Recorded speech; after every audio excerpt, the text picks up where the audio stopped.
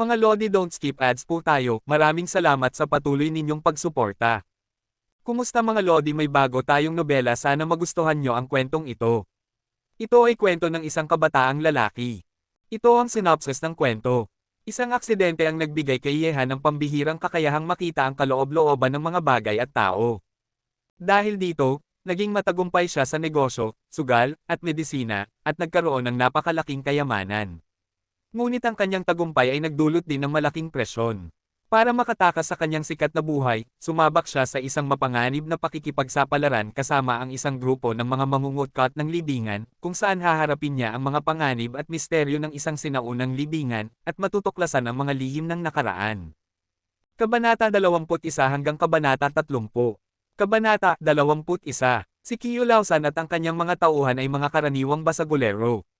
Sa lugar kung saan nakatira si Yehan, madalas mo silang makikita na nang-aapi sa mga mahina, nangongolekta ng proteksyon na pera, at nang-aabuso sa mga batang babae. Dahil sa takot, ang mga manggagawa dito ay nagbubulag-bulagan na lamang sa kanila. Ngayon ay tanghali na, ang peak time para sa pag-uwi mula sa trabaho at paaralan. Si Kiyo Lausan ay nasa magandang mood, ang estudyanteng babae na nagsilbi sa kanya kagabi ay talagang nagpasaya sa kanya. Nitong mga nakaraang araw, kung gusto niyang makipagtalik sa isang batang babae, hindi niya kailangang mag-atubili. Lumabas na naman si Lausan upang maghanap ng bagong target. Naglalakad sa kalye kasama ang 4 o 5 nakababatang kapatid, nagmumukhang isang malaking kapatid, naramdaman ni Kiyo Lausan na mas may mukha siya. Ang mga taong dumadaan ay umiiwas sa kanila. May mga babae pang ang tumatalikod at umalis nang makita sila. Ipinakikita nito kung gaano kahambog si Kiyo Lausan at ang kanyang grupo dito. Uy, pangatlong kapatid, maganda ang babaeng iyon. Mas maganda siya kaysa sa babae kagabi. Kita mo, papalapit na siya. Nakita ng nakababatang kapatid sa tabi ni Kiyo Lausan ang isang 16 o 17 taong gulang na babae na papalapit sa kanila. Agad na naging berde ang mga mata niya. Nang marinig ito ni Kiyo Lausan, sinulyapan niya ang babaeng papalapit at biglang sinampal ang nakababatang kapatid sa tabi niya, at nagmura, "Buwisit ka, akin ang babaeng iyon.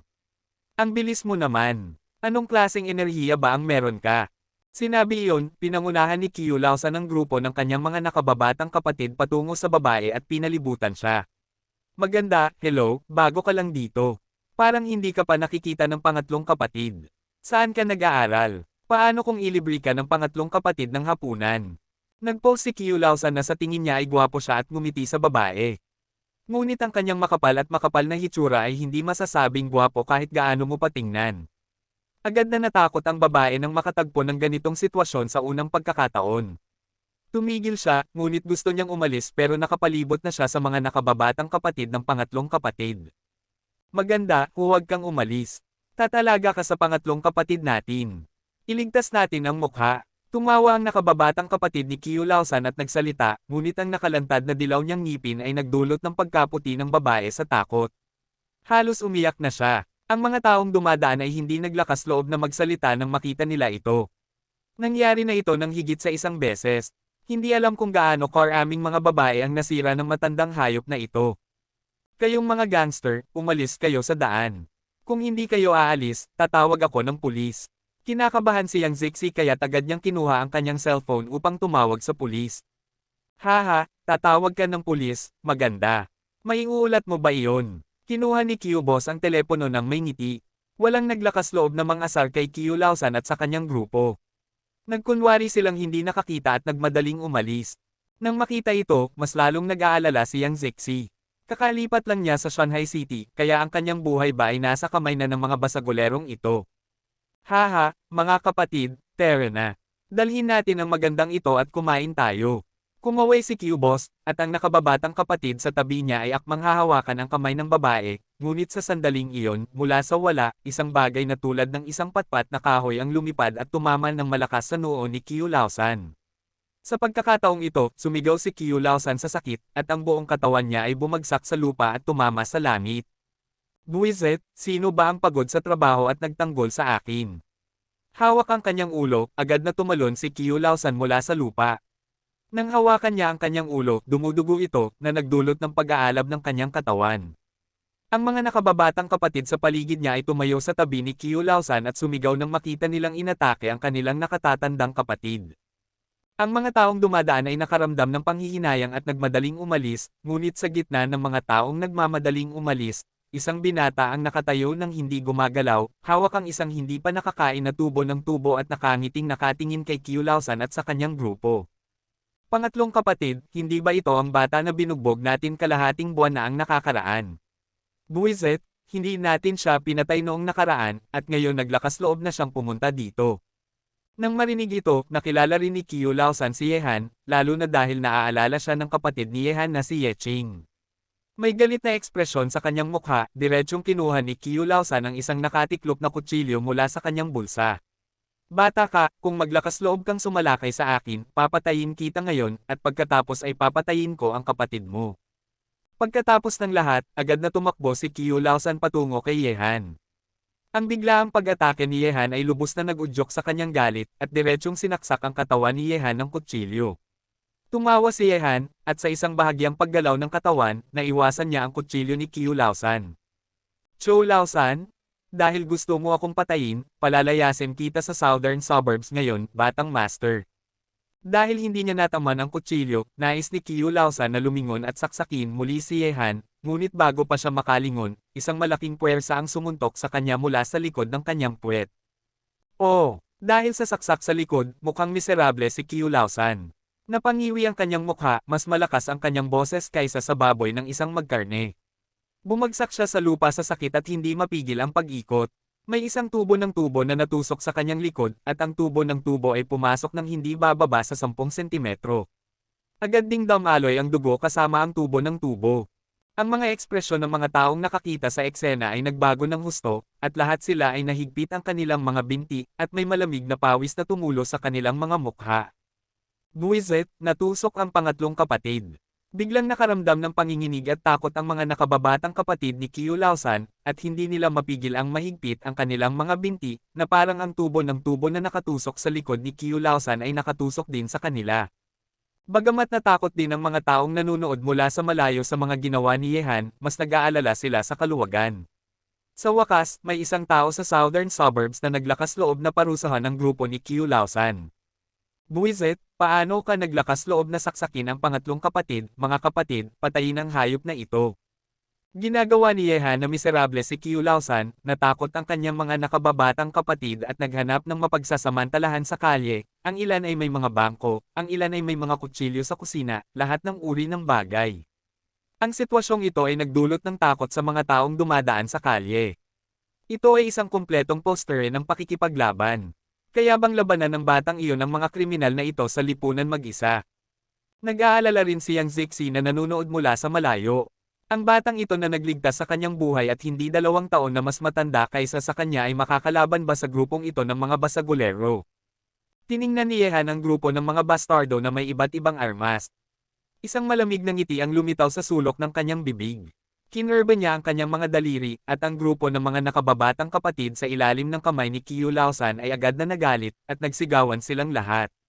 Nang makita nilang tumalon si Yehan, itinaas niya ang sandata sa kanyang kamay at bumagsak patungo sa katawan ni Yehan.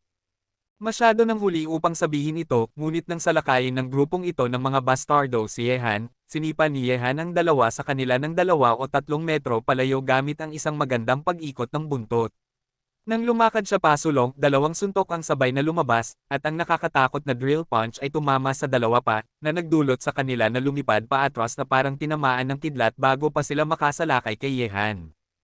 Nang makita na madaling napatay ni Yehan ang 4 na tao, ang natitira ay hindi na naglakas loob na guluhin si Yehan. Ibinaba niya ang kutsilyo sa kusina sa kanyang kamay at tumakbo palayo. Mas mabilis siyang tumakbo kaysa sa isang kuneho. Kabanata 22. Matapos niyang ayusin ang grupo ng mga tao, pinapalakpak ni Yehan ang kanyang mga kamay at naglakad patungo kay Kiulausan. Ang chrysanthemum ng lalaking ito ay hindi pa tumitigil hanggang ngayon, at ang kanyang mga sigaw ay parang pinaikot ng isang tao. Sipa siya, at ang lalaking ito ay sobrang natakot na hindi man lang siya naglakas loob na magsabi ng masamang salita.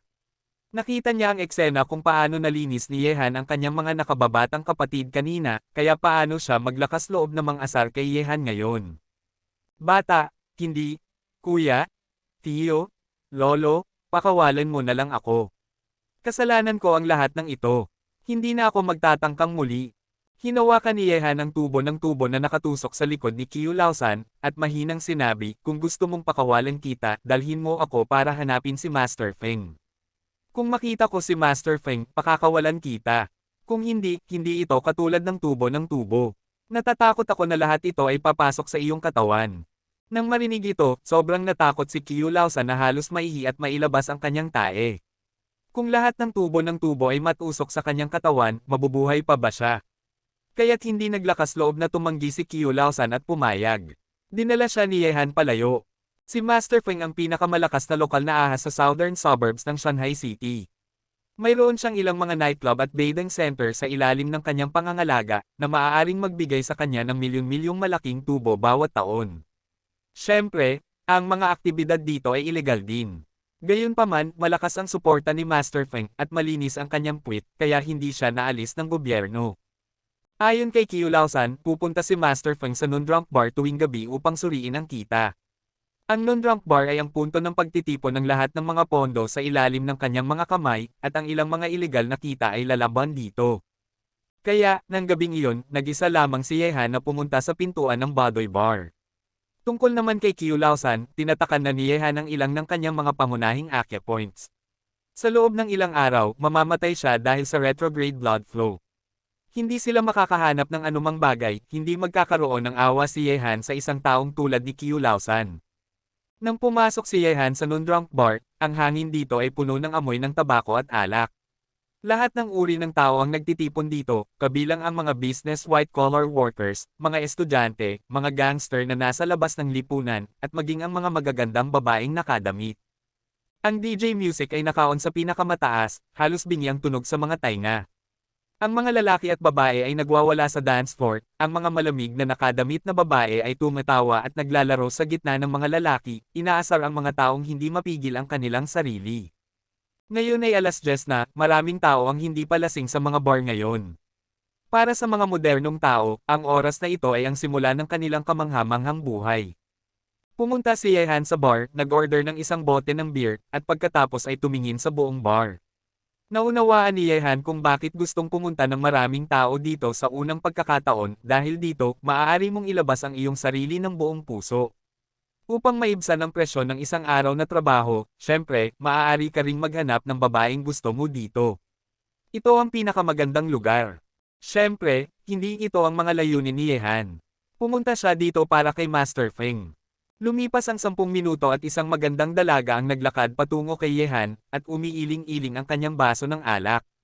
Ang dalagang ito ay nakasuot ng maitim na pulang cheongsam na nagpapakita ng kanyang hiyubog ng buo.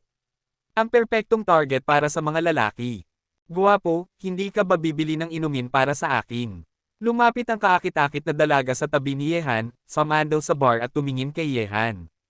Ang kanyang mga pulang labi ay parang mayroong uri ng magic power na nagdudulot ng pagnanais na yakapin siya ng mabilis at halikan.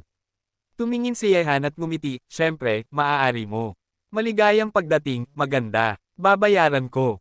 Nang marinig ang sinabi ni Yehan, ngumiti ng malandi ang kaakit-akit na dalaga, at sinabi, bata ka, nagbibiro lang ako sa iyo. Ako ang magbabayad. Pumunta tayo sa ibang lugar para uminom at maunawaan kung paano ang buhay. Maunawaan ang buhay. Tiningnan ni Yehan ang magandang dalaga, at medyo naunawaan niya sa kanyang puso. Mukhang siya ay target ng dalagang ito. Siyempre, inilagay ni Yehan ang kanyang mga braso sa baywang ng dalaga at hinayaan siyang mahulog sa kanyang mga bisig. Lee, ngumiti at sinabi, bakit kailangang magpalit ng lugar, hindi ba tama lang ang lugar na ito, maganda? May musika, magandang alak, at magagandang babae para samahan ka. Nang marinig ito, tumawa ang dalaga at bumagsak sa mga bisig ni Yehan, ngunit nang hawakan niya ang matipunong katawan ni Yehan, nanginginig siya at naging malambot ang kanyang katawan. Matagal na siyang hindi nakakakita ng isang matipunong lalaki tulad ni Yehan. Bata, hindi ko alam na medyo promising ka pala. Interesado ka bang makipaglaro sa kapatid ko? Nahulog ang kaakit-akit na dalaga sa mga bisig ni Yehan, ang kanyang mga mata ay naakit. Ang hininga niya ay nagdulot ng pagnanais na pisilin si Yehan hanggang sa mamatay. Inilagay ni Yehan ang kanyang mga braso sa magandang dalaga at ngumiti, maglaro, syempre maaari, paano kung pasiglahin natin ito mamaya? Oh, tinitigan ng kaakit-akit na dalaga si Yehan gamit ang kanyang malalaking mata, at ngumiti ng kaakit-akit. Gusto ng kapatid ko ang excitement, ano ang gusto mong laruin, sabihin mo sa akin. Tumingin si Yehan sa gwapong bartender na hindi kalayuan sa kanya, at sinabi, sa tingin mo ba maglakas loob akong sumali sa kanya dito? Tiningnan ng kaakit-akit na dalaga ang gwapong bartender, at binigyan si Yehan ng kaakit-akit na tingin. Sabi ko, gwapo, posible bang maglakas loob ka pa ring magkagulo sa isang bar na hindi pa lasing?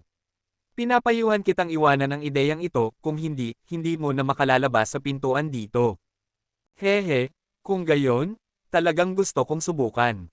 Mahinang ngumiti si Yehan, at ininom ang beer sa kanyang kamay sa isang lagop. Sa susunod na sandali, ang bote ng beer sa kanyang kamay ay direktang nabasag sa ulo ng bartender. May isang malakas na tunog, ang bote ng beer ay bumangga sa noo ng bartender, at agad itong napunit. Ang bartender ay nabasag at napilitan, at bumagsak sa lasing na driver sa likod niya at sumigaw. Nang makita ang eksena, sumigaw sa takot ang dalaga sa mga bisig ni Yehan, at agad siyang umalis sa mga bisig ni Yehan, na parang sinaksak ng isang tao. Ang nangyari sa bar ay nakita rin ng mga security sa bar, at mabilis silang nagsilapit sa direksyon na iyon. Nakamit na ni Yehan ang kanyang layunin, kaya hindi niya tiningnan ang magandang dalaga na sobrang natakot. Kahit na alam niyang narito si Master Feng, kailangan pa rin niyang maghanap ng paraan upang akitin siya palabas upang magkagulo sa Bodrunk Bar. Iyon ang pinakamagandang paraan. Di nagtagal, dumating ang mga security personnel mula sa Nundrunk Bar sa bar. Mahigit sa 10 tao ang nakapalibot kay Yehan, lahat sila ay mukhang malamig at galit. Sa katunayan, ang mga security personnel na ito ay lahat ng mga tulisan sa ilalim ng mga kamay ni Master Feng, at naroon sila upang bantayan ang eksena. Karaniwan, hinahawakan nila ang mga taong tulad ni Yehan na nagkakagulo sa mga bar. Kaibigan ko, naglakas loob kang magkagulo sa Nundrunk Bar. Sa tingin ko, nangangati ka. Isang matipunong lalaki na nakasuot ng itim na vest na may mga tato sa kanyang mga braso ang tumingin kay Yehan ng may malamig na mga mata. Maging matapat ka, sumama ka sa amin sandali. Halika, kalkulahin mo ang iyong ginastos, at dalhin mo ito sa akin. Dalhin mo ako palayo, natatakot akong hindi ninyo kaya. Dahan-dahang lumingon si Yehan at tiningnan ang mga taong papalapit sa kanya, at sinabi, kung hahayaan ninyong lumabas si Master Feng para makita ako, pag-iisipan ko. Buwisit ang nanay mo, ikaw lang ang karapat-dapat na makita si Master Feng, dalhin ninyo siya pababa.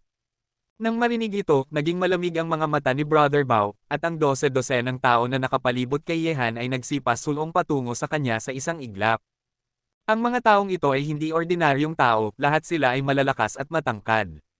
Nang makita ito ni Yehan, idiniin niya ang kanyang palad sa bar, at ang kanyang buong katawan ay nasa itaas ng lupa ng higit sa 1 metro sa isang iglap.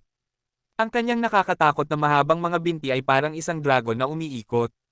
Gamit ang buntot, direktang tinamaan nito ang katawan ng isang tao, sinipa ang taong iyon palayo sa isang iglap, at binasag ito sa isang mesa na may malakas na tunog.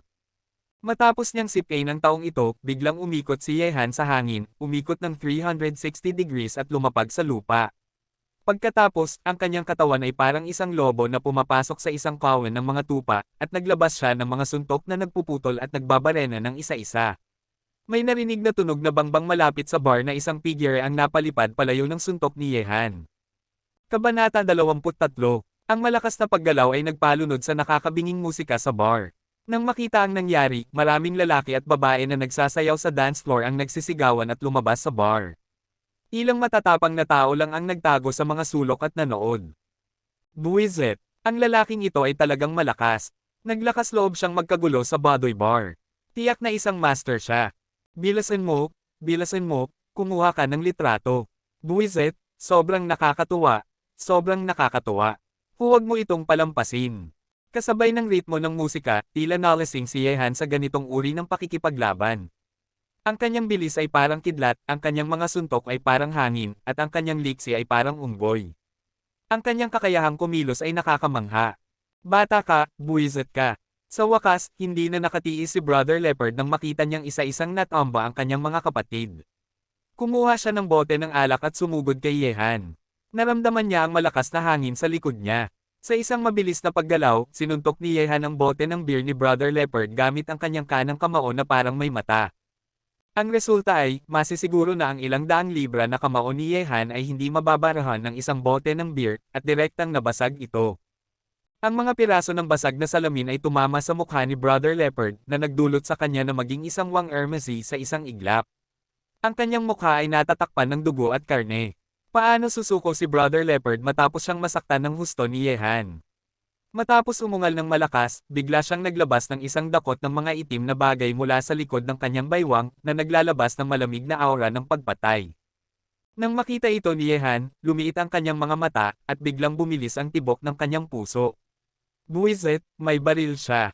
Nang hindi nag-iisip ng masyadong malalim, agad niyang pinakawalan ang Bengkwan. Ang Bengkwan ay kilala rin bilang half-step Bengkwan. Malaki ito, at may reputasyon na makapanghampas sa mundo gamit ang isang half-step collapse. Sa sobrang lapit ng distansya, ginamit ni Yehan ang kanyang bilis sa sukdulan. Nang lumakad ang kanyang kanang paa, ang kanyang kamao ay tumama na sa katawan ni Brother Leopard. Agad na may narinig na tunog ng pagbasag ng mga buto mula sa katawan ni Brother Leopard. Ang kanyang katawan na may timbang na mahigit sa 200 kilo ay parang tinamaan ng tren, at lumipad siya patalikod ng 4 o 5 metro, at nabasag. Maraming mga pasilidad sa bar, at sa wakas ay nawalan siya ng malay. Higit sa 100 tao ang lahat ay natamba ng isang binata sa loob ng wala pang 1 minuto. Nagulat ang mga tao sa non-drunk bar. Ang ganitong kamangha-manghang eksena ay hindi naiiba sa mga eksena ng pakikipaglaban sa pelikula, at mas nakakatuwa pa. Ang visual impact ay mas nakakagulat. Ngunit pagkatapos na maibagsak ni Yehan ang 10 tao, isang malaking grupo ng mga lalaki na nakasuot ng itim na vest ang muling nagbuhos mula sa ikalawang palapag ng bar. Sa likod ng grupong ito ng mga lalaki ay isang matandang lalaki na mga 50 taong gulang na. Ang matandang lalaki ay mukhang ordinaryo. Siya ay mga 1.7 metro ang taas, nakasandal sa isang tungkod at nakasuot ng tangsut, ngunit naglalabas siya ng malakas na masamang espiritu kapag naglalakad. Nang makita ni Yehan ang mga mata ng matandang lalaki, agad na nag-click ang kanyang mga mata. Ang matandang lalaking ito ay isang master na mas malakas kaysa sa mga ordinaryong tao. Ginamit ni Yehan ang yin at yang method upang makita at nalaman niyang mayroon ding panloob na lakas sa katawan ng matandang lalaki, at ang panloob na lakas na ito ay medyo mas malakas kaysa kay Yehan. Ang pagkakatuklas na ito ay nagdulot ng agarang pag-aalala kay Yehan. Simula nang magsimula siyang magsanay, ang Master Feng na ito ang pangalawang master ng cultivation na nakita niya. Nang dumating ang Panginoon, ang mga taong nagtago sa bar upang panoorin ang laban sa simula ay umalis na lahat ng may interes. Hindi gaanong marami ang mga tao sa southern suburbs na hindi nakakakilala kay Mr. Feng. Kahit na siya ay isang matandang lalaki, siya ay isang malupit at walang awa na tao. Siya ay isang desperado. Di nagtagal, tanging si Yehan, si Master Feng at ang kanyang grupo ng mga tauhan ang naiwan sa malaking bar. Lahat sila ay nakatingin kay Yehan ng may matatalim na mga mata. Ang mga nakakagulo na kabataan ay napunit-punit, syempre, ang panimula ay kung mayroon silang kakayahang ito. Sa bar, nagkatinginan ang dalawa. Bumaba si Master Feng hindi kalayuan kay Yehan na napapalibutan ng isang grupo ng mga lalaki. Tiningnan niya ang grupo ng mga matatandang tauhan na nahulog sa paligid ni Yehan, kalmado at kalmado, ngunit sa ilalim ng kanyang kalmadong hitsura ay may naglalabas na mainit na hininga. Si Yehan ang unang taong naglakas loob na magkagulo dito. Bata, kailangan kong sabihin na ikaw ay napakamatapang at may magagandang kasanayan. Nagkaroon ka na ng sense of chi sa murang edad, ngunit kung hindi mo ako bibigyan ng paliwanag tungkol sa nangyari ngayon, natatakot akong hindi ka makalabas dito. Tumingin si Master Feng kay Yehan, at ang kanyang matatag na boses ay unti-unting lumamig, na parang bumaba ng kaunti ang temperatura ng hangin sa paligid dahil sa kanyang mga salita. Tumawa si Yehan, at sinabi, "Matanda, papaluan mo ba ako? Ako ang batang master na pumunta sa iyo ngayon para humingi ng paliwanag. Tungkol naman sa iyo, natatakot akong hindi mo ako mapipigilan dito." Oh, walang pakialam na sinabi ni Master Feng, "Kung gusto mong magpaliwanag sa akin, sabihin mo sa akin. Mayroon ba tayong sama ng loob sa nakaraan, o may sama ng loob kamakailan?" "Sige," sinabi ni Yehan, "3 araw na ang nakakaraan, may nagpadala kang tao para pigilan ako sa daan. Sabihin mo sa akin ang dahilan, at agad akong aalis. Kung hindi, hindi ko hahayaan ang bagay na ito." Nang marinig ang sinabi ni Yehan, naging malamig ang mga mata ni Master Feng. Hindi ba siya ang nagpadala ng kanyang mga tauhan para kidnapin ang isang bata at isang babae 3 araw na ang nakakaraan? Dahil ang kanyang mga tauhan ay nakakulong pa rin sa bilangguan dahil sa bagay na ito. At lahat sila ay nasira. Ikaw pala iyon. Nangiinis na sinabi ni Master Feng, "Noong nakaraan, ako ay pabaya at hindi ko inaasahan na isa ka pa ring batang master. Pero ngayon, pumunta ka na sa iyong pintuan. Huwag mo akong sisihin sa pagiging malupit at walang awa. Palibutan mo siya. Tinawag siya ng Young Master by ng mga tao. Nang marinig ito, agad na nag-clear ng venue ang grupo ng mga lalaki sa likod ni Master Feng at mahigpit na pinalibutan si Yehan. Tumingin si Master Feng kay Yehan at sinabi, mukhang kailangan kong gawin ito gamit ang aking mga matatandang buto. Alam na alam ni Master Feng na sa kasanayan ni Yehan, kahit na ang lahat ng mga tao sa ilalim niya ay walang pag-asa, tanging siya lamang ang makakasiguro na mapipigilan si Yehan. Matapos sabihin iyon, dahan-daang lumakad si Master Feng, nakaharap kay Yehan at gumawa ng kilos ng pag-anyaya. Hindi rin naglakas loob na mag-atubili si Yehan. Ang Master Feng na ito ay isang master ng cultivation at hindi siya mas mahina kaysa sa kanya. Inilabas ang pambungad na kilos ng Shen Yiquan at ang mga mata ng dalawa ay nag-aapoy sa matinding intensyon ng pakikipaglaban. Sa susunod na sandali, nakita nila ang tungkod sa kamay ni Master Feng na tumusok ng diretso tulad ng isang mahabang sibat. Parang isang mabangis na tigre, sobrang bilis ng paggalaw nito, mahirap isipin na ito ay isang kasanayan na pag-aari ng isang matandang lalaki sa kanyang 50 taon. Nang makita ang tungkod ni Master Feng na paparating para sa pagpatay, hindi naglakas loob na mag-atubili si Yehan. Ang panloob na lakas sa kanyang katawan ay umagos na parang alon, mahigpit niyang kinuyam ang kanyang mga kamao, at agad na nabuksan ang yin at yang eyes. Ang landas ng pag-atake ni Master Feng ay isang tuwid na linya. At, agad itong umabot sa dibdib ni Yehan, na parang sa ilalim ng pag-atake ng kanyang tungkod, ang katawan ni Yehan ay matutusok. Sa isang iglap, lumakad si Yehan pasulong, at naglabas ng isang suntok na nagpuputol. Ang suntok na ito ay parang isang galit na dragon na lumalabas sa dagat, hindi mapipigilan. Pagkatapos ay bumangga ang kamao ni Yehan sa tungkod ni Master Feng, at may isang malakas na tunog na parang dalawang bagay ang nagbanggaan. Ang kulog sa patag na lupa, ang lakas ng dalawa ay hindi mailarawan. Ang tungkod ni Master Feng ay napalayo ng suntok ni Yehan, at umatras din si Yehan dahil sa puwersa mula sa tungkod, seryoso ang kanyang mga mata. Hindi nagtagumpay si Master Feng sa isang galaw, at agad na nagbago ang kanyang posture. Umakto ang kanyang katawan pasulong, nanginginig ang kanyang mga braso, at ang tungkod sa kanyang kamay ay umatake sa ibabang bahagi ng katawan ni Yehan na parang isang makamandag na ahas. Nang makita ito, malakas na tinapakan ni Yehan ang lupa gamit ang kanyang mga paa. Gamit ang puwersang ito, ang kanyang katawan ay tumaas ng higit sa 2 metro sa hangin at lumipad patungo sa ulo ni Master Feng. Lumapag siya gamit ang isang magandang backflip sa dulo. Sa sandaling lumapag siya, gamulong si Yehan sa lupa, dahil sa likod niya, ang malupit na pag-atake ni Master Feng ay dumating muli. Boom! Kabanata 24. Sa sandaling umalis si Yehan, ang lugar kung saan siya lumapag kanina ay may marka na kasing laki ng isang mangkok mula sa tungkod ni Master Feng.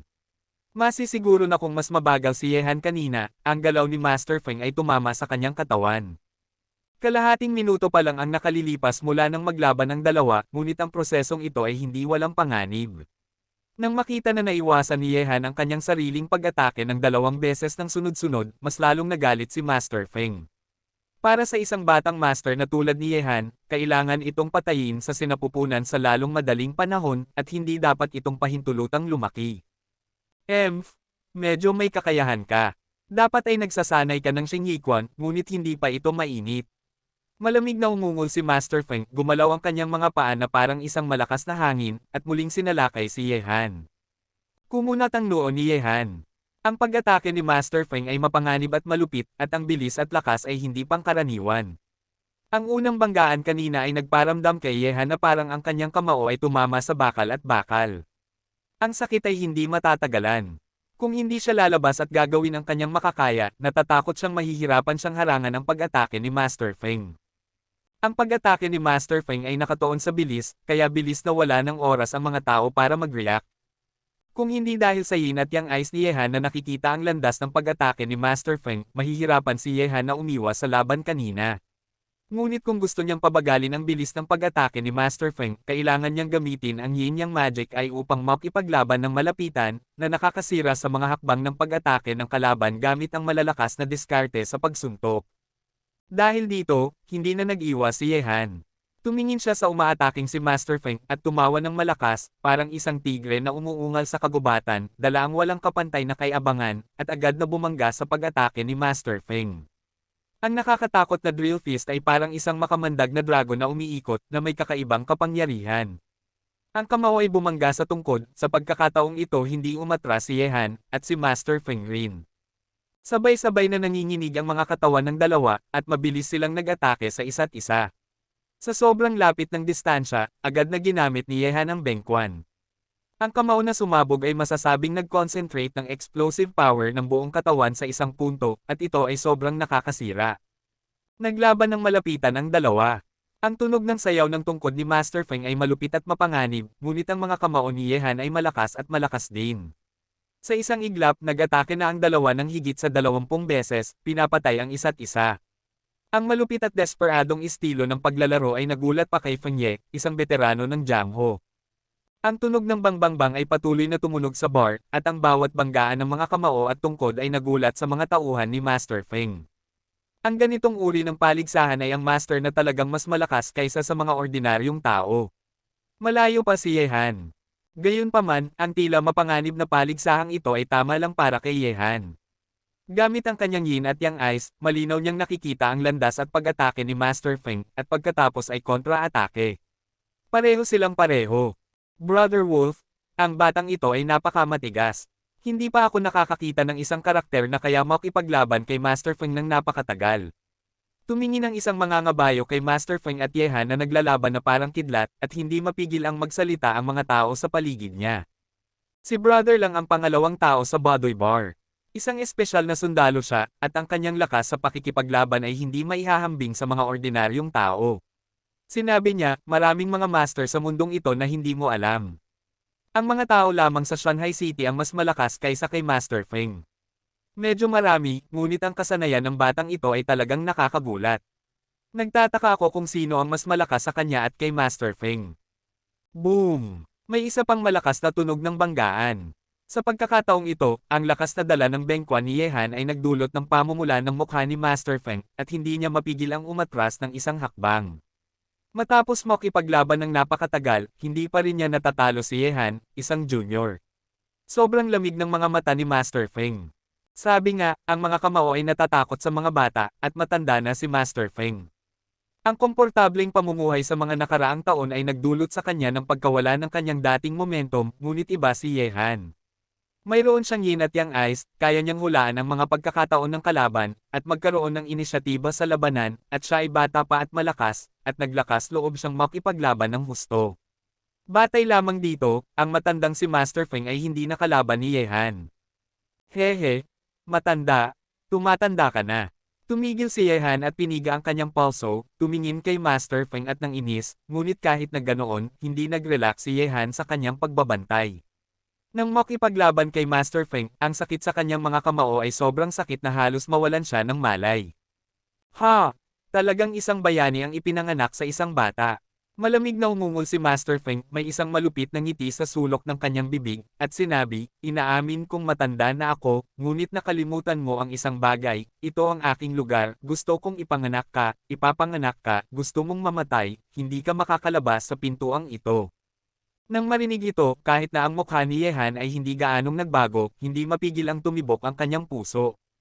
Kung makipaglaban siya gamit ang mga malamig na armas lamang, sigurado siyang makakalabas siya dito, ngunit ang mga tao sa ilalim ng mga kamay ni Master Feng ay maaari pa ring lumaban. May baril sa kamay, ginamit ni Yehan ang kanyang yin at yang eyes upang icecan ang mga tao dito, at may tunay na baril sa kapatid na lobo na iyon. Lang, patayin mo siya para sa akin. Talagang natatakot siya sa isang bagay. Sa sandaling iyon, biglang nagbigay ng utos si Feng Ye na nagdulot ng pagkabigla sa puso ni Yehan, at hindi nag-atubili si Brother lang. Sobrang bilis niya, at agad niyang tinutok si Yehan. Gayunpaman, sa sandaling iyon, tumunog ang sirena sa labas ng pintuan ng bar, at pagkatapos ay nagsipasulong ang mga pulis ng isa-isa. Huwag kayong gagalaw, lahat kayo ay yumuko at itago ang inyong mga ulo. Kami ang pulis, hinihinala namin na may nagkakagulo dito. Maging matapat kayo at tanggapin ang inspeksyon. Ang pagdating ng mga pulis ay nagdulot ng pagbuntong hininga kay Yehan. Nagkamali siya ngayon. Ang mga tauhan ni Master Feng ay talagang may mga baril. Dahil ang kanyang kasalukuyang lakas ay hindi sapat na malakas upang hindi matakot sa mga baril. Ang mga tao ni Feng Ye ay nag-squat din ng napakasama at tapat. Ang mga pulis na dumating ay kompletong armado. Isang napakagandang policewoman ang dumating. Ang policewoman ay nakasuot ng formal na damit at mukhang napakatalino. Hindi mapigil ang mas tumingin si Yehan sa kanya. Ngunit nang makita nila ang baril sa baywang ng magandang policewoman na ito, kusang ibinaba ng maraming tao ang kanilang mga ulo. Biro lang, ang baril na iyon ay mas malakas kaysa sa baril sa kanilang mga singit. Patuloy silang tumingin, sakaling ang magandang policewoman na ito na may kaakit-akit na hitsura ay nasa masamang mood, at walang makakapigil sa paghila ng baril at pagbaril sa mga tao. Si Yan Lingjiao ay nasa sobrang masamang mood. Unang beses siyang na-transfer sa southern suburb ng Shanghai City, at na-promote pa siya bilang kapitan. Ang mga tao sa ibaba ay hindi nasiyahan sa kanya.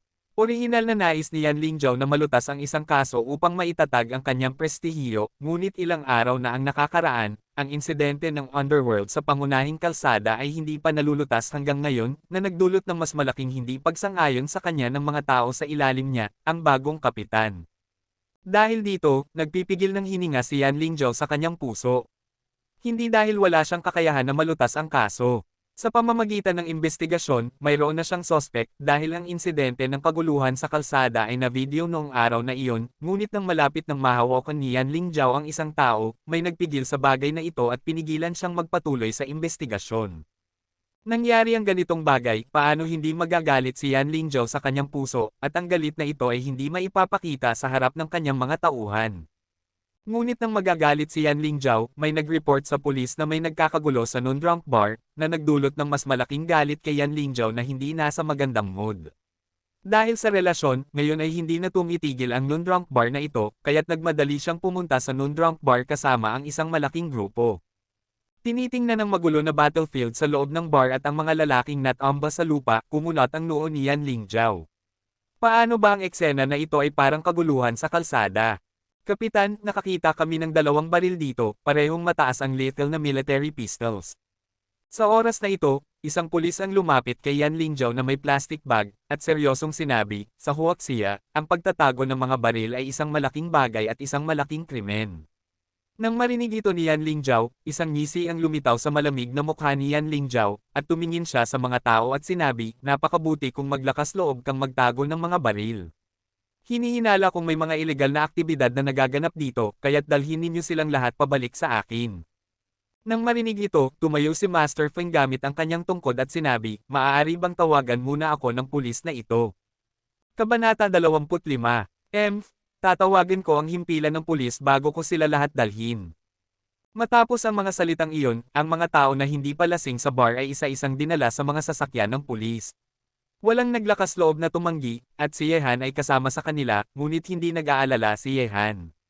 Kahit na siya ang unang nag-udyok sa insidenteng ito, hindi ito ganoong kalaki kumpara kay Master Feng at sa kanyang mga kasamahan na nagtatago ng mga baril. Pagdating sa Southern Suburbs Branch, lahat ay na-detain. Ang pagkilos ni Yan Lingjiao ay mabilis, at umabot na ito ng alas 11 at isinasagawa ang interogasyon sa buong gabi. Hindi nagtagal, dinala si Yehan sa isang hiwalay na silid ng interogasyon, at ang taong nag-interrogate sa kanya ay si Yan Lingjiao at isa pang pulis.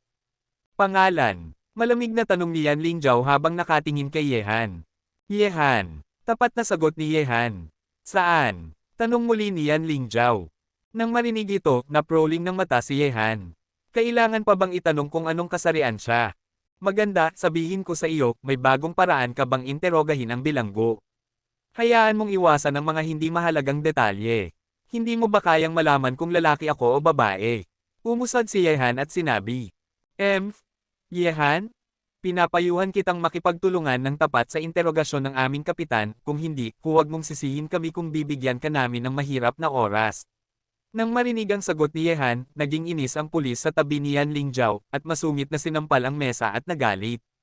Nang marinig ito, sinabi ni Yehan nang walang pakialam, bakit, ang Tangtang Police Station ba ay isang lugar na may mga lynching?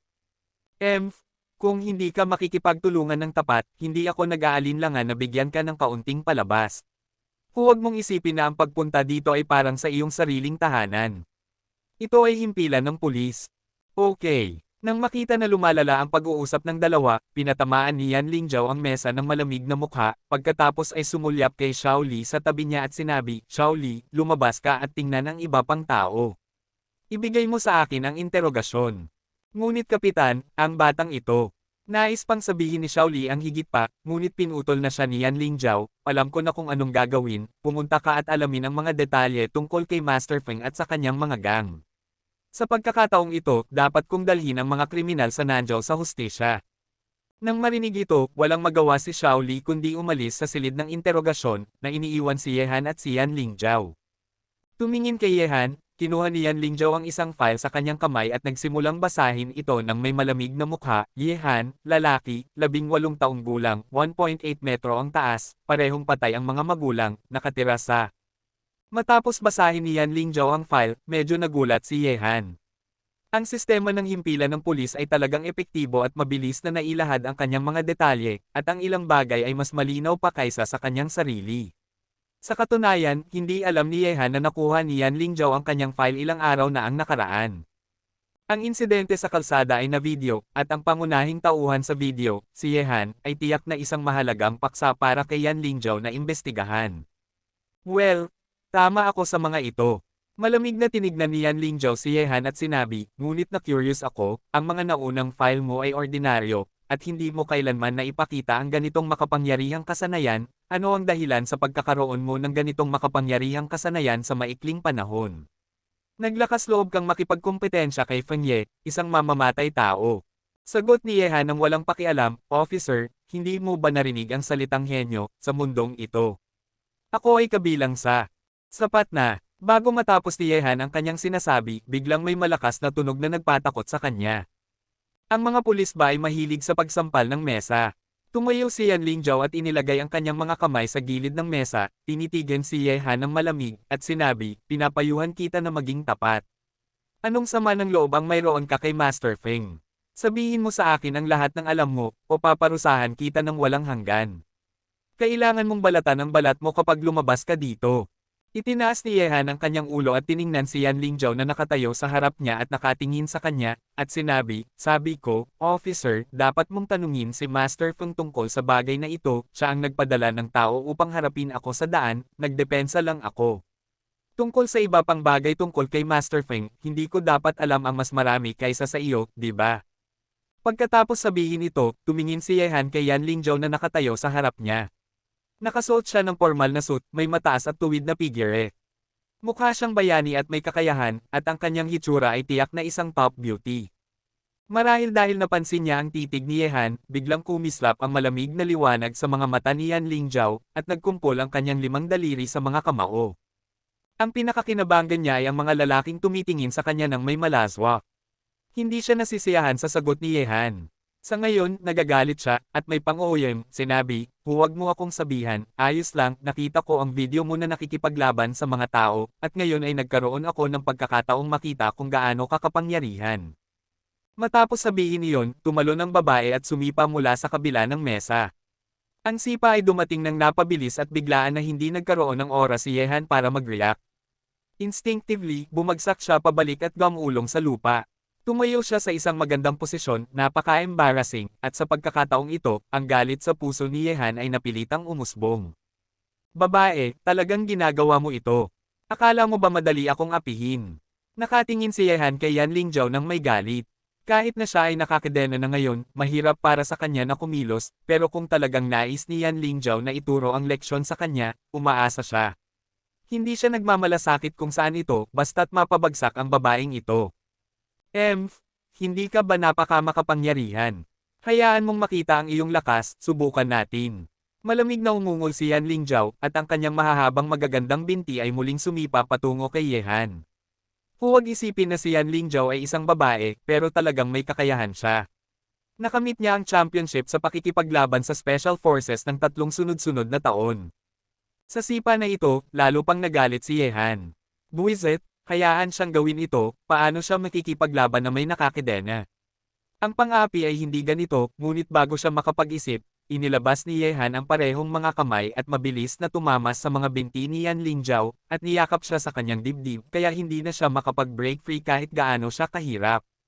Bitawan mo ako. Biglang naging sobrang lamig ang mga mata ni Yan Lingjiao. Walang lalaking naglakas loob na gumawa ng ganitong malandi na kilos sa kanya. Paano makakaligtas si Yehan? Siya ay nakakidena at hindi makagalaw, at ngayon ay nagawang pahirapan si Yan Lingjiao.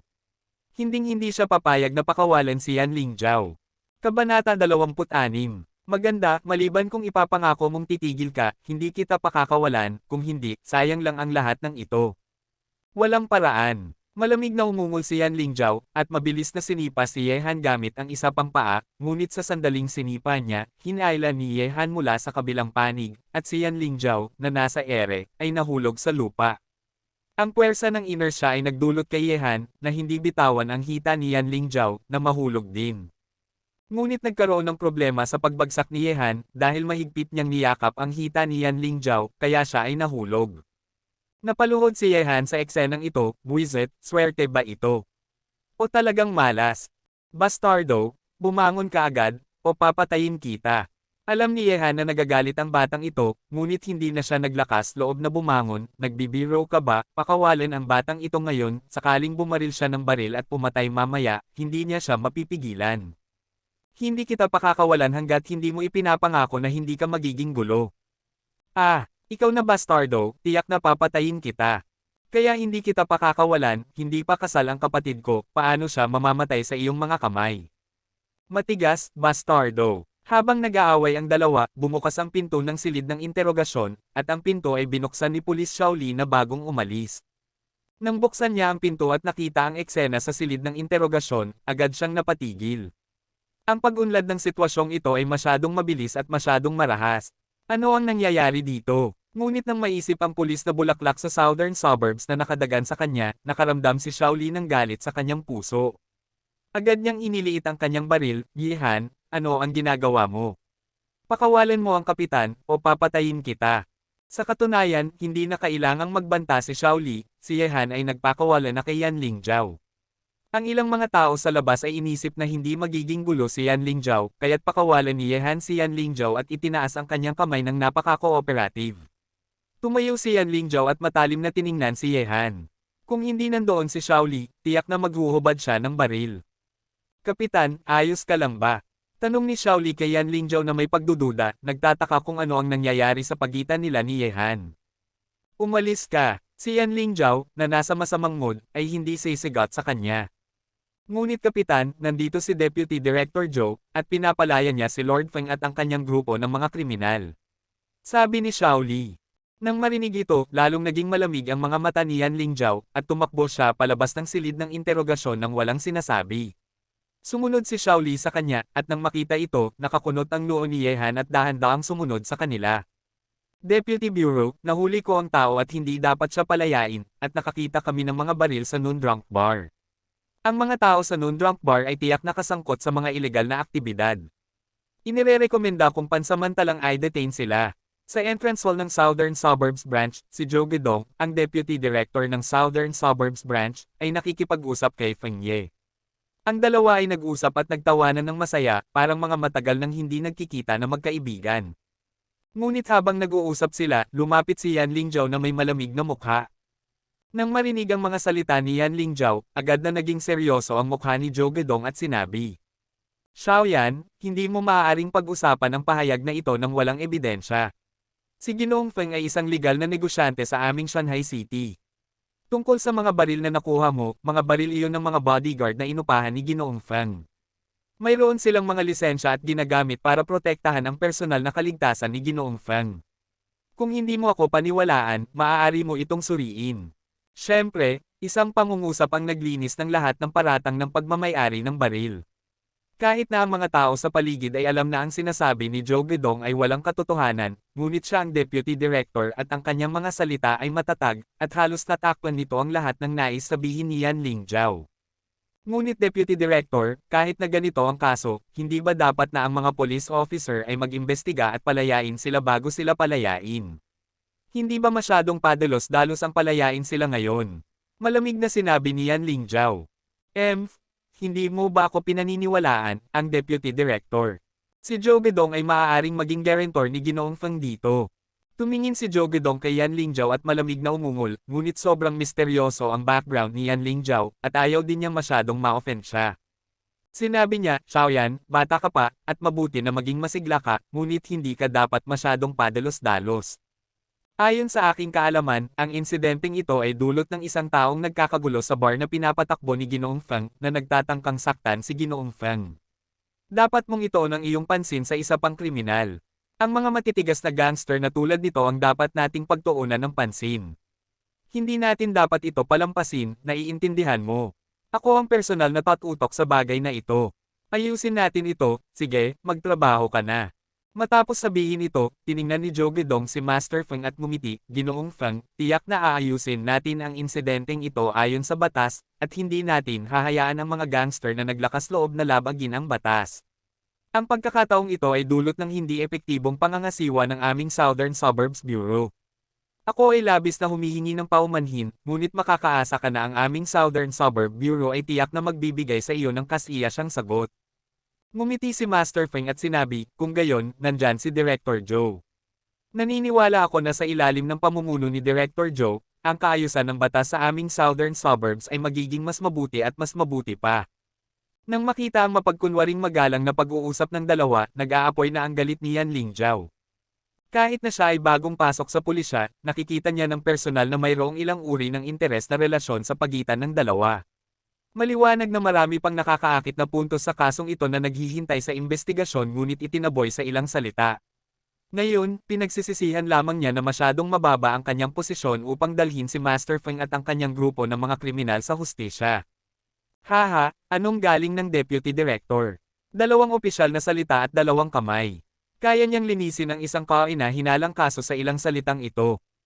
Humahanga ako sa iyo. Lumitaw si Yehan sa hall at naiintindihan niya ang lahat ng nangyari kanina. Nakita nilang malinaw na pinuprotektahan ni Joe Gedong si Ginoong Feng at ang pakikipag-ugnayan sa pagitan ng mga opisyal at mga bandido ay talagang nakapagbigay ng ganitong mataas na pahayag. Sino ka? Bakit ka nandito? Kailan naging panahon ng isang walang kaugnayang tao na makialam sa mga gawain ng aming himpilan ng pulis? Halika rito, at ipasok mo siya para sa akin. Nagalit si Joe Gedong, at sinabi ni Master Feng sa tabi niya, Jojo, ang taong ito ang nagdulot ng gulo sa aking bar, hindi lamang nasira ang maraming pasilidad ko, kundi nasaktan din ang marami sa mga tauhan ko, kailangan mong i-proseso ito ayon sa batas. Nang marinig ito, lalo pang nagalit si Joe Gedong, so ikaw pala, kapitan yan, ano ang ginagawa ng mga tao mo? Ang isang mamamatay tao tulad nito ay dapat ikulong. Paano siya pinapayagang maglibot sa himpilan ng pulis nang walang pag-aalala na parang nasa pamilihan dito? Halika, ipasok mo siya para sa akin.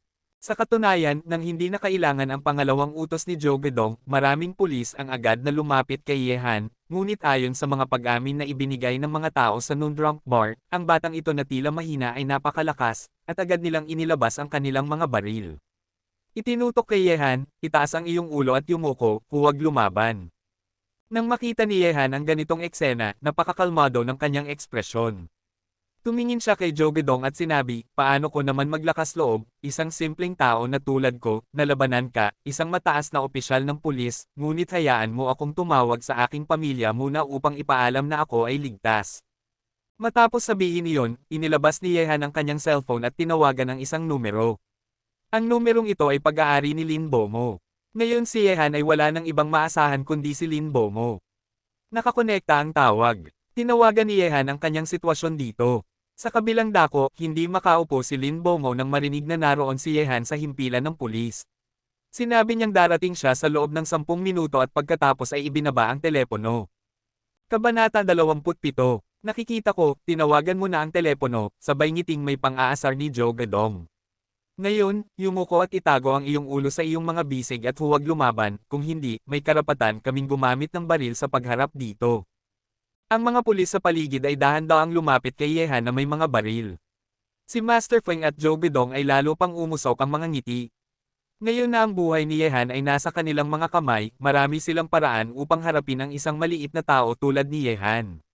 Pero sa sandaling ito, tumunog ang cellphone ni Yan Lingjiao. Nang i-connecte niya ang tawag, agad siyang tumayo ng tuwid at bumati, Chief. Napatigil ang lahat sa hall sa tunog ng salitang, Boss, kahit si Joe Gedong ay nagulat kung sino ang tumawag kay Yan Lingjiao at nagdulot sa kanya na maging ganito kaseryoso. Matapos isara ang telepono, tumingin si Yan Lingjiao kay Joe Gedong at sinabi, Deputy Director Joe, mula sa sandaling ito, ako ang ganap na responsable sa kasong ito, kaya hindi ka kwalipikadong makialam. Lahat ng pulis ay inuutusan na arestuhin si Feng Tao at ilagay siya sa kustodiya habang hinihintay ang paglilitis. Ang utos ni Yan Lingjiao ay nagdulot ng napakasutil na atmosfera sa buong himpilan ng pulis, at kahit ang tunog ng pagbagsak ng karayom ay maririnig. Ang mga pulis ay hindi alam kung kanino sila makikinig. Ang isa ay ang deputy director na mas may kapangyarihan kaysa kay Yan Lingjiao, at ang isa ay ang receptionist. Si Yan Lingjiao ay tumanggap ng tawag mula sa isang misteryosong chief, na nagdulot sa kanila na magtaka kung paano pipiliin. Bastos. Kapitan Yan, sino ang kausap mo? At iniisip mo ba na seryoso ako bilang deputy director? Naging iritado si Joe Gedong. Si Yan Lingjiao, isang maliit na kapitan ng pulis, ay naglakas loob na makipag-usap sa kanya ng ganito, tila hindi siya natatakot. Sagot ni Yan Lingjiao nang walang pakialam, pasensya na, Deputy Director Joe, ito ay isang utos na direktang ibinigay ng mga leader ng Provincial Department. Tungkol sa tiyak na sitwasyon, sa tingin ko ay darating si Director Zhao at ipapaliwanag ito sa iyo ng personal. Ngayon, lahat ng pulis ay sumunod sa utos at arestuhin si Feng Tao. Si Feng Tao ay si Lord Feng. Nang marinig ang tiyak na mga salita ni Yan Lingjiao, ang mga pulis na orihinal na nais na hulihin si Ye Han ay lumapit kay Master Feng. Nang makita ito, sumabog ang mga baga ni Joe Gedong sa galit, nakikita ko kung sino ang maglakas loob. Hindi mo na ba nais na gawin ito? Ang isang walang batayan na tawag ay maaari kang gawing masunurin, Yan Lingjiao, mula ngayon, aalisin kita sa iyong pagkakapitan. Alisin si Kapitan Yan sa kanyang pwesto. Buwisit, anong klaseng tsinelas ka? Deputy Director Joe, natatakot akong wala kang karapatan na gawin iyon. Sa mga sandaling ito, dalawang lalaki at isang babae ang lumabas sa pintuan ng himpilan ng pulis. Isa sa mga lalaki ay walang iba kundi si Lin Bomo. Sa pagkagulat ni Ye Han, kasama rin ang isang babaeng nagngangalang Jo Yuner. Tungkol naman sa isa pang matabang binata, hindi siya kilala ni Ye Han, ngunit siya ang nagsabi ng mga salitang iyon kanina. Nang makita ng tatlong ito ang pagpasok, lahat sa himpilan ng pulis ay nakatuon, ngunit halos lahat ay kilala sila. Si Lin Bomo ang panganay na anak ng pamilyang Lin sa Shanghai City, mayaman ang kanyang pinagmulan. Si Jo Yuner ang nagtatag ng pinakamalaking industriya ng alahas sa Shanghai City, at mayroon siyang napakaraming koneksyon sa likod niya. Tungkol sa matabang binatang ito, siya ang anak ng alkalde ng Shanghai City. Kahit na isa sa mga tatlong ito ang lumitaw sa Southern Suburbs Branch, tiyak na makakakuha ng atensyon. Ngayon na sabay-sabay silang lumitaw, agad na nagulat ang mga tao sa Southern Suburbs Branch. Si Joe Gedong ay nagulat din. Agad na naging maulap at hindi tiyak ang kanyang mukha, at nagkaroon siya ng masamang pakiramdam sa kanyang puso. Natatakot siyang maaaring lumala ang bagay na ito ngayon. Tungkol kay Master Feng, nagkaroon din siya ng masamang pakiramdam nang makita ang napakaraming malalaking tao na lumalabas. Alam niyang siya ang nagpadala ng tao upang kidnapin si Jo Yuner at si Ye Han noong nakaraang pagkakataon. Kung si Jo Yuner ang nag-iisa, hindi siya matatakot sa kahit ano, ngunit ang pagdating ni Lin Bomo at ang alkalde ng Shanghai City ay hindi isang bagay na maaari niyang hamakin. Buwisit, hindi ba sinabi ni Bai Luofei na ang batang ito ay walang background? Si Master Feng ay sumumpa sa kanyang puso. Hehe, mukhang niyang Master Tang. Si Joe Gedong ay sumulyap kay Tang Haibin, at pagkatapos ay kay Lin Bomo at Jo Yuner, nandito rin si Master Lin at Miss Joe. Nagtataka ako kung anong ginagawa ng tatlong ito dito sa Southern Suburb Branch. Pinatong ni Tang Haibin ang kanyang bilog na tiyan at sinabi, wala namang seryosong bagay, narinig ko lang na may nangbubuli sa kapatid ng aking kapatid, kaya't pumunta ako rito upang tingnan at makita kung aling buwiset ang may ganitong lakas ng loob. Habang nagsasalita si Tang Haibin, si Lin Bomo at Jo Yuner ay nakalapit na kay Ye Han. Habang ang mga mukha ni Joe Gedong at Master Feng ay naging berde nang marinig ang mga salita ni Tang Haibin, alam na nila kung sino ang tinutukoy ng bastardo.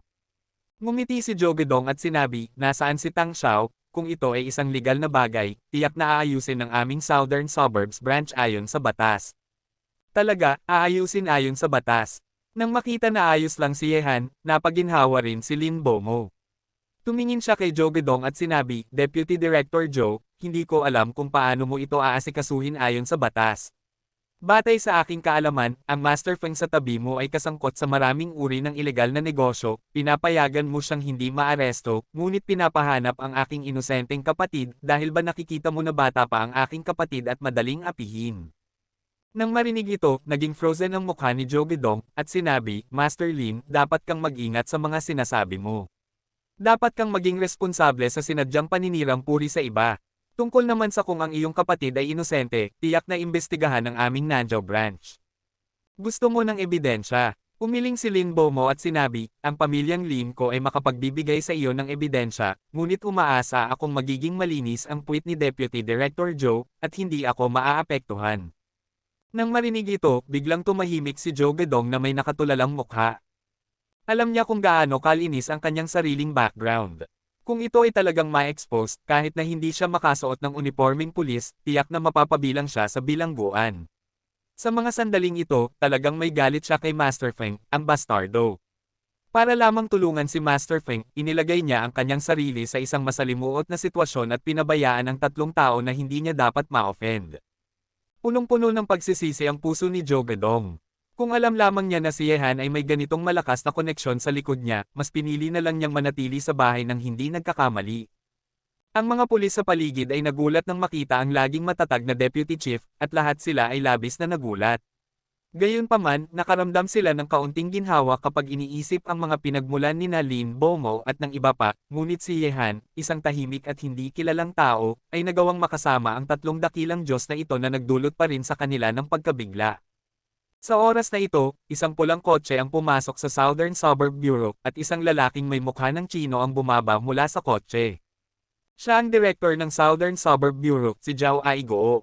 Sa ngayon, may madilim na mukha, agad siyang lumakad sa harap ni Joe Gedong at sinabi, Deputy Director Joe, hindi ko inasahan na nandito ka. Nagkataon lang na kailangan kong iparating ang isang utos mula sa Provincial Department. Dahil sa maraming pagkukulang sa iyong posisyon, ang Provincial Commission for Discipline Inspection ay magpapadala ng mga tao upang imbestigahan dito, at pansamantala kang magpapahinga sa bahay ng ilang araw. Kapag natuklasan ng Provincial Commission for Discipline Inspection ang mga detalye, sila ang magpapasya kung ibabalik ka sa iyong pwesto. Tungkol sa utos na ito, mayroon ka bang nais sabihin, Deputy Director Joe? Nang marinig ito, agad na naging mapatla si Joe Gedong, at sa kanyang puso ay sinumpa ang lahat ng 12 henerasyon ng mga ninuno ni Master Feng, ngunit hindi siya naglakas loob na tumutol sa mga utos mula sa Provincial Department. Bumaling siya, maaari lamang siyang manahimik. Nang makita ni Joe Gedong na hindi nagsasalita, sinabi ni Zhao Aigoo, sige, Kapitan Yan, iiwan ko na sa iyo ang natitirang usapan. Ang lahat ay dapat na ayusin ayon sa batas. Huwag nating palampasin ang mga ito, naiintindihan mo. Oo, Director. Tumugon si Yan Lingzhou nang may wastong sulot. Nang makita na natapos na ang bagay dito, lumapit si Tang Haibin kay Zhao Aigoo na masaya, pinatong ang kanyang kamay sa balikat nito at nagsabi na may ngiti, Old Zhao, mabait ka. Kung ganun, dadalhin na namin siya. Ngumiti si Zhao Aigoo nang may pag-aalinlangan, at sinabi, ayos lang na may tatlo kayong guarantor, ngunit kung may kailangan para sa mga susunod na kaso, kailangan kong abalahin ang iyong kaibigan. Kabanata 28. Nako, si Old Zhao ay sapat na, at hindi ako magpapaliban. Pagkatapos nito, sinundan ni Yehan si Lin Bomo at ang iba papalabas ng himpilan ng pulis, ngunit nang dumaan sila kay Yan Lingzhou, nagkatinginan silang dalawa. Ang mga mata ng huli ay puno pa rin ng matinding galit, ngunit hindi na pinansin ni Yehan ito, at maaaring hindi na sila magkakaroon ng gaanong kinalaman sa isa't isa sa hinaharap. Habang pinapanood si Yehan na umalis, kahit na labis na nagalit si Yan Lingzhou, mas naging mausisa siya. Ang mga naunang file ni Yehan ay halatang walang kakaiba. Bakit siya hindi lamang nagtataglay ng pambihirang kasanayan sa napakaikling panahon kundi mayroon ding napakaraming koneksyon? Lahat ng ito ay nagbigay ng malaking interes kay Yan Lingzhou kay Yehan, at naramdaman niyang maraming hindi alam na lihim ang tungkol kay Yehan. Nang umalis sa Southern Suburbs branch, sumakay si Yehan sa sasakyan kasama sina Lin Bomo at Tang Haibin. Si Zhou Yuner, na dumating sa sarili niyang sasakyan, ay sinabi ni Yehan kay Lin Bomo matapos makasakay sa sasakyan, pasensya na sa abala, nagpapasalamat ako para sa nangyari ngayon.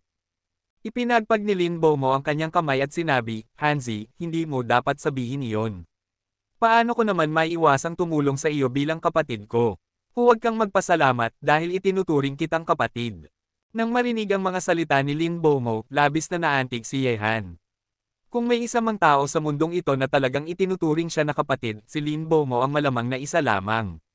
Ramdam na ramdam ni Yehan ang kanyang sinseridad na hindi maaring gawing palamuti. Hey! Sinabi ko na sa inyo, huwag kayong magselos.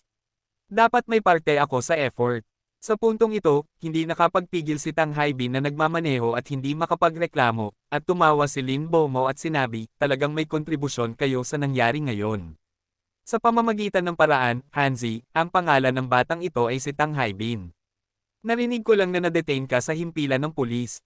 Kung may sasabihin ka, sasamahan kita. Tumango si Yehan kay Tang Haibin at ngumiti, salamat, Brother Tang. Dadalan kita ng pagkain at inumin minsan kapag may oras ako. Haha, okay, Hanzi? Sabihin ko sa iyo, kapatid, ako, si Tang Haibin, ay nagpasya na kung gusto mong uminom, hindi na ito kailangang ipagpaliban pa. Mas mabuti pang gawin ito ngayon. Ituturing na itong isang pagdiriwang para sa iyo. Paano ito? Sabi ni Tang Haibin na may malaking ngiti. Tumingin si Yehan kay Lin Bomo na tumango, at pagkatapos ay sinabi ni Yehan, kung ganoon, pere na ngayon. Brother Tang, ikaw na ang pumili ng lugar at dalhin mo kami roon. Ako ang magbabayad. Haha, okay, alam ko ang isang food stall na masarap ang lasa, at ngayon ay ang masiglang oras, kaya tere na roon. Matapos sabihin ito, pinindot ni Tang Haibin ang gas pedal at sumugod palabas, parang natatakot siyang hindi makahanap ng lugar kung masyado siyang nahuli. Kinuha ni Lin Bomo ang oras upang tawagan si Zhou Yuner at sinabi sa kanya kung saan sila pupunta. Hindi nagtagal, sa ilalim ng pamumuno ni Tang Haibin, ang grupo ng apat ay nakarating sa isang masiglang kalye, na kilala bilang Food Street sa Shanghai City. Bagamat ang mga pagkain ito ay hindi mahal, pero talagang masarap ang lasa, at marami ang gustong pumunta dito upang matikman ang mga pagkain. Siyempre, ang mga ordinaryong mayayamang binata ay hindi pupunta sa mga ganitong lugar na mababa ang presyo, ngunit si Lin Bomo at Tang Haibin ay mga exception na nagbigay kay Yehan ng higit na kagalakan sa kanila. Matapos bumaba ang apat mula sa sasakyan, pumunta sila sa Brothers Food Stalls, na pangunahing nag-aalok ng barbecue. Boss, bigyan mo ako ng 4 na servings ng lahat ng barbecue na mayroon ka dito, at magdala ka ng ilang kahon ng beer. Sa sandaling umupo siya, nagsimula ng sumigaw si Tang Haibin. Makikita na sobrang pamilyar siya sa lugar na ito, at ang boss ay mabilis na tumugon, sige, hintayin mo lang, nandito na ako. Fatty Tang, nag-order ka ng napakarami, kaya mo bang ubusin ito? Tumingin si Zhou Yuner sa mga uri sa grill at agad na nag-roll ng kanyang mga mata. Nang marinig ang mga salita ni Zhou Yuner, lumabo ang mukha ni Tang Haibin, at pagkatapos ay ngumiti siya ng pino, Sister Yuner, maaari bang itigil mo ang pagtawag sa akin na Fatty Tang? Nawala na ako ng higit sa 30 kattais. Mataba ka pa rin. Nagbigay si Zhou Yuner kay Tang Haibin ng isang blankong tingin na nagdulot ng tawanan mula kay Yehan at Lin Bomo. Pagkatapos, tumingin si Lin Bomo kay Zhou Yuner at sinabi, Sister Yuner, sa ngalan ni Hanzi, dapat mong gamitin ang iyong mga koneksyon sa pamilya, at ang Provincial Department ay direktang nagbigay ng mga utos, na hindi basta-basta ng mga tao ang makakagawa nito. Ngumiti si Zhou Yuner at sinabi, wala akong ginawa, tinawagan ko lang ang aking lolo, at siya na ang nagayos ng iba pang mga bagay. Kaya't si Ginoong Zhou ang humarap, hindi ka taka-taka. Tumango si Lin Bomo nang may pagkaalam. Nang marinig ang pag-uusap ng dalawa, labis na naantig si Yehan. Ang tatlo sa kanila ay tunay na itinuturing siya bilang kaibigan. Pagkatapos, tumingin si Zhou Yuner kay Yehan at nagtanong, sa pamamagitan ng paraan, bakit ka pumasok sa himpilan ng pulis? Hindi alam ni Zhou Yuner kung bakit pumasok si Yehan sa himpilan ng pulis. Tinawagan siya ni Lin Bomo at sinabi lamang na may nangyari kay Yehan at nandito siya sa Southern Suburbs Branch. Si Lin Bomo at Tang Haibin ay nahabag din, kahit na sinabi ni Yehan sa telepono ang proseso, hindi pa rin alam ni Lin Bomo ang buong detalye. Tumingin si Yehan kay Zhou Yuner at sinabi, naaalala mo pa ba ang huli tayong muntik ng makidnap? Ang insidenteng ito ay ipinadala ni Ginoong Feng, ang may-ari ng Badoy Bar. Pumunta ako sa Badoy Bar upang hanapin si Ginoong Feng, at sa wakas ay nakipag-away kami at napunta sa himpilan ng pulis, at alam mo na ang sumunod na nangyari. Buwisit, Hanzi, ang tapang mo. Ibinigay ni Tang Haibin ang thumbs up kay Yehan at sinabi, sa aking kaalaman, ang Master Feng na iyon ay isang kilalang malupit sa tao, may napakahusay na kasanayan, at may daan-daang mga tulisan sa kanyang ilalim. Kapatid, hinahangaan kita na nagpunta sa lungga ng tigre ng mag-isa at bumalik na ligtas. Sinabi ni Lin Bomo, ang Master Feng na iyon ay hindi dapat ang mastermind, isa lamang siyang aso na inaalagaan ng pamilyang Bai, at wala siyang lakas na mang-kidnap kay Sister Yuner. Dapat ay may isang tao sa likod niya na sumusuporta sa kanya. Tumango si Yehan at sinabi, walang aksidente, dapat si Bai Luofei, may sama ng loob ako sa kanya sa Shanghai City. Ang bobo ni Bai Luofei ay naglakas loob na humawak sa kapatid ko at kay Sister Yuner, anong bastardo, kung makikita ko siya balang araw, tiyak na puputulan ko ang kanyang mga binti. Sinabi ni Tang Haibin na may masungit na mukha. Ang pinakamagandang anak sa lungsod, ang sinasabi niyang ito ay nangangahulugang mayroon siyang lakas. Hindi ko siya pakakawalan. Sinabi rin ni Joe Yuner na may malamig na mukha. Kalilimutan, huwag na natin siyang banggitin sa ngayon, Tara, uminom tayo at kalimutan ang lahat ng hindi ka nais-nais ngayong gabi. Sa panahong ito, ang alak at mga pagkaing inihain ay nasa mesa, ang aroma ay pumuno sa hangin, at nagsimula na ang apat. Upang ipagdiwang ang pagkakakilala kay Yehan, sa mesa ng alak, madalas na pinainom ni Tang Haibin si Yehan. Talagang natatakot si Yehan na malasing, ngunit sa sariling mga salita ni Tang Haibin, ang alak na beijo ay may timbang na 1 kati at kalahati, at basta't nagbuhos siya ng beer nang walang pakialam. Huwag sabihin, talagang magaling uminom ang taong ito. Tanging humahapdi siya pagkatapos uminom ng 1 kahon ng beer. Si Yehan ay bihirang uminom ng alak dati, at ang kanyang kakayahan sa pag-inom ay talagang mahina. Gayunpaman, simula nang magsimula siyang magsanay, mabilis na tumaas ang kanyang kakayahan sa pag-inom. Si Tang Haibin, na bihirang nakatagpo ng mga katunggali sa mesa ng alak, ay humanga sa kanya. Uminom din sina Lin Bomo at Joe Yuner. Napansin ni Yehan na matapos tanggalin ni Joe Yuner ang kanyang disguise bilang isang negosyanteng babae, uminom siya ng parang wala ng bukas. Marahil dahil siya ay medyo nalasing na, inilagay niya ang kanyang kamay sa balikat ni Yehan at nagsimula ng magsalita ng mga walang kabuluhang bagay, nagtatanong kung bakit hindi siya nag-initiate na makipag-ugnayan sa kanya, bakit hindi siya agad nagsabi ng may nangyari, at kung wala siya sa puso niya, at iba pa. Kabanata 29. Sa mga salitang iyon, napangiti na lang si Yehan sa kanyang puso. Di nagtagal, 1:00 na ng madaling araw habang nag-iinom sila ng ganito. Nakatulog na rin si Tang Haibin sa ilalim ng mesa matapos uminom ng 2 kalahating kahon ng beer, at nagsimula ng magsyesta. Habang naghihingal, lasing na rin si Joe Yuner, nakasandal ang kanyang ulo sa balikat ni Yehan.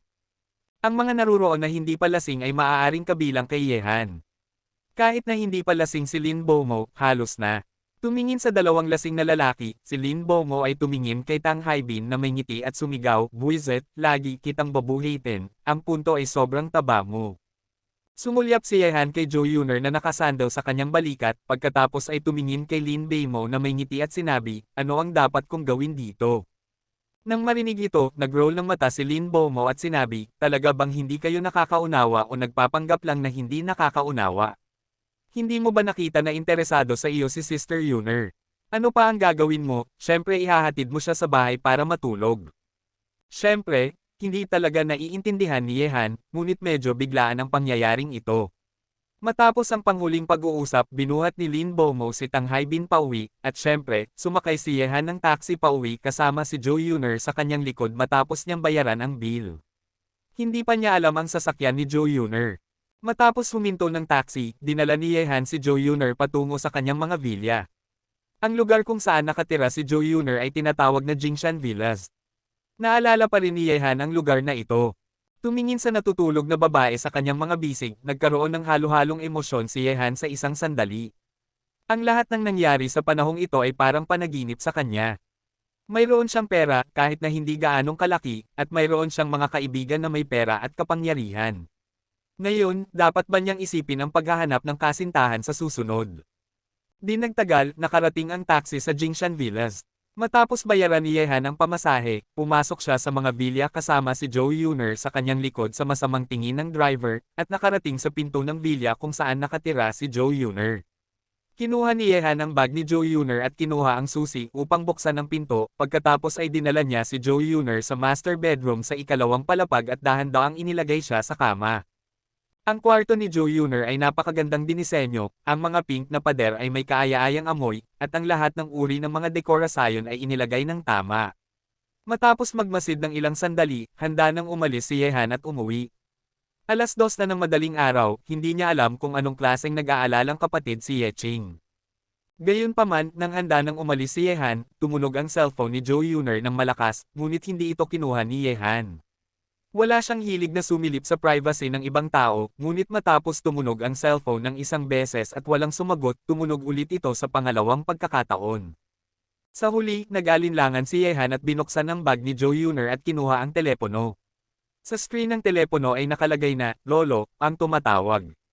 Nang makita ang 2 salitang ito, agad na naalala ni Yehan ang matandang lalaki. Ayon kay Joe Yuner, siya ang matandang lalaki sa likod niya na lumabas ng napakabilis mula sa himpilan ng pulis. Matapos mag-isip, kinonekte pa rin ni Yehan ang telepono, "Hello." Nang marinig ang boses ni Yehan sa kabilang dulo ng telepono, biglang tumahimik, at pagkatapos ay may isang matatag na boses ang nagsalita, "Sino ka? Bakit mo hawak ang telepono ng aking apo? Nasaan ang aking apo ngayon? Kumusta siya?" Nang marinig ito, medyo nagpawis si Yehan, at agad na sinabi, "Lolo Joe, ako ito, si Yehan." "Yehan? Ikaw pala ang batang ito. Lumabas ka na sa himpilan ng pulis." "Nako, si Yuner talaga," sinabi niyang tawagan ko siya paglabas mo. "Akala ko may nangyaring masama sa iyo." Nang marinig ang boses mula sa kabilang dulo ng telepono, labis na naantig si Yehan at sinabi, "Salamat, Lolo Joe, sa pag-aalala sa akin. Ayos lang ako ngayon. Salamat, Lolo Joe, sa bagay na ito. Tiyak na pupunta ako sa inyo para magpasalamat ng personal sa ibang araw." "Ano ka ba, bata? Sa iyo ako umaasa para makuha ang aking pagtanda. Basta tayos ka lang, kung may mga problema kang hindi malutas sa hinaharap, tandaan mong tawagan ako at huwag kang mahiya sa ibang tao." Sa pamamagitan ng paraan, narinig kong nakahanap ka ng isang piraso ng esmeralda sa Gambling Stone Market, "Swerte mo talaga, pupunta ako sa Shanghai City para makipagkita sa iyo sa susunod na mga araw, at pagkatapos ay pag-uusapan natin ang ilang bagay." Tanong ni Yehan, "Hindi ko alam kung ano ang gusto mong pag-usapan, Lolo Joe." "Hehe, pag-uusapan natin ito pagdating ko sa Shanghai City." Teka, bakit mo hawak ang telepono ni Yuner sa ganitong oras? Nasaan siya?" Sa puntong ito, naramdaman ni Joe Ming siya na may mali. Tumawag siya sa kanyang apo, pero si Yehan ang nakakausap niya ng matagal, saan kaya napunta ang kanyang apo? Nagpawis ng husto si Yehan sa kanyang puso. Tumingin siya kay Joe Yuner na nakahiga sa kama, kinagat ang kanyang ngipin at sinabi, "Lolo Joe, huwag kang magkamali, tulog na si Miss Joe, pero wala talaga kaming ginagawa." "Ano? Mukhang matapat ka at mabait. Hindi ko inaasahan na malandi ka rin pala. Napakabilis mo namang nakuha ang loob ng aking apo, pero ikaw na bata, huwag kang magkagulo." Hindi ako makakaupo ng mag-isa sa kamay ni Yuner. Nagpawis ulit ng husto si Yehan, gusto niyang sabihin na interesado sa akin ang iyong apo, okay. Pero iniisip niya lang iyon sa kanyang puso, pero sinabi pa rin niya, "Lolo Joe, talagang nagkamali ka, wala talaga kaming ginagawa ni Miss Joe." "Sige na, ikaw na bata, huwag mo nang pag-usapan. Wala akong pakialam sa bagay na ito, basta tretuhin mo ng mabuti si Yuner, pero kailangan mong dumaan sa pagsubok ng kanyang ama, okay? Sapat na ang oras, gabi na, hayaan mo muna akong magpahinga, pupunta ako sa Shanghai City para hanapin ka sa susunod na mga araw." Nang marinig ang busy tone mula sa telepono, napangiti na lang si Yehan.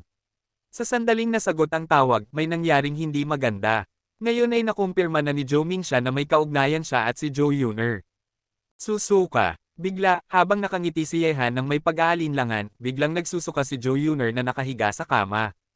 Agad na lumingon si Yehan nang marinig ang ingay, pero sa sandaling lumingon si Yehan, nagsusuka si Joe Yuner. At mas masahol pa, nasuka ni Yehan ang buong katawan niya, pati na rin ang kanyang sariling katawan ay puno ng suka sa tiyan.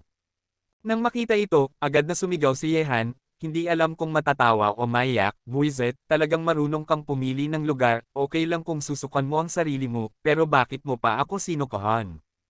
Pero matapos magsuka, agad na natulog si Joe Yuner, at may mga tunog ng pagtulog na nagmumula sa kanyang bibig. Paano niya malalaman kung ano ang sinasabi ni Yehan? Paano ako makakabalik dito? Kalimutan na lang, maghilamos at matulog na lang dito. Pero nasukuhan din ni Joe Yuner ang sarili, kaya wala nang ibang magawa si Yehan kundi tulungan siyang tanggalin ang kanyang damit. Sa sandaling dumampi ang kanyang mga daliri sa katawan ni Joe Yuner, nanginginig ang katawan ni Yehan. Sa tahimik na gabi na ito, nag-iisa ang lalaki at babae sa iisang silid, at ngayon ay tanggalin niya ang damit ng magandang babaeng ito, sobrang nakakakilig. Pero sa huli, wala pa ring ginawa si Yehan, tinanggal lang niya ang damit at pantalon ni Joe Yuner, at pagkatapos ay pinunasan ang buong katawan nito ng basang tuwalya. Siyempre, ang prosesong ito ay medyo nag-torture kay Yehan. Kabanata 30. Matapos gawin ang lahat ng ito, sa wakas ay pumunta si Yehan sa banyo at naligo ng malamig upang magpalamig, at hinugasan ang kanyang mga damit pati na rin ang mga damit ni Joe Yuner. Tiyak na napakahaba ng gabing ito para kay Yehan. Hindi siya nakatulog hanggang alas 4 ng umaga.